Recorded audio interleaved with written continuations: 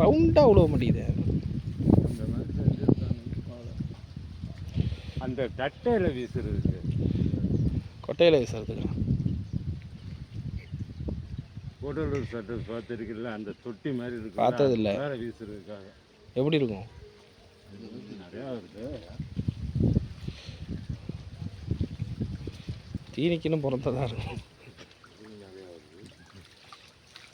ஓட்டவனே வந்துருச்சா? எடுத்துடணே.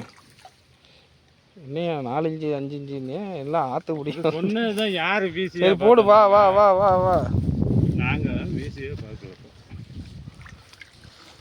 இல்லை, இது புல்லு தான். இது புல்லு தான் சொன்னார். இல்லை, கட்லா சொல்லல, புல்லு தான் சொன்னார்.